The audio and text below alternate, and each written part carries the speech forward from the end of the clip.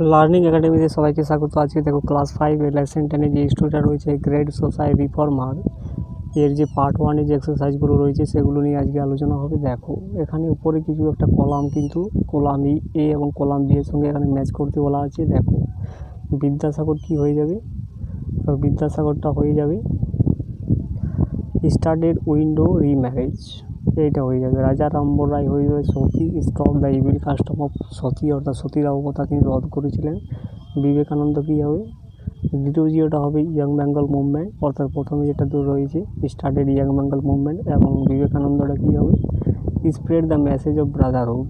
এরপরে দেখো অ্যাক্টিভিটি 1 এখান থেকে স্টার্ট হচ্ছে। দেখো complete the following sentences with information from the text, অর্থাৎ কি টেক্সট থেকে ইনফরমেশান তুলে এনে এই লাইনগুলোকে কিন্তু কমপ্লিট করতে বলা হচ্ছে, পূর্ণ করতে বলা হচ্ছে। এক একটা দেখো বেগম রোকেয়া ওয়াজ বর্ন, অর্থাৎ বেগম রোকেয়া জন্মগ্রহণ করেছিলেন in an effluent Muslim family, একটা আভিজাত্য মুসলিম পরিবারে তিনি জন্মগ্রহণ করেছিলেন বেগম রোকেয়া।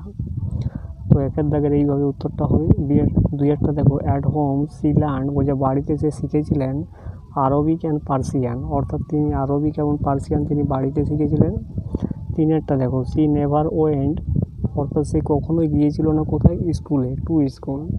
চারেরটা দেখো she wrote great books in Bengali and English, সে লিখেছিলেন গ্রেট বুকস লিখেছিলেন কিসে, ইংলিশে লিখেছিলেন এবং বেঙ্গলিতে লিখেছিলেন। অ্যাক্টিভিটি 2 এরগুলো দেখো টেবিল এ এবং table B have words with opposite meanings, অর্থাৎ এখানে অপোজিট ওয়ার্ডগুলো কিন্তু দেওয়া রয়েছে ডান দিকে, তো এগুলোর সঙ্গে কিন্তু ম্যাচ করতে বলা হচ্ছে। দেখো কাইন্ডটা কী হয়ে যাবে, কাইন্ড মানে দয়ালু হবে, তো ক্রুয়েল হয়ে যাবে, ক্রুয়েল মানে নিষ্ঠুর।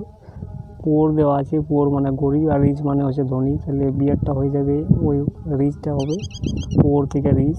তারপরে আছে অ্যাডভান্টেজড, সিয়েরটা হবে অ্যাডভান্টেজ, এটা হবে ডিসঅ্যাডভান্টেজ।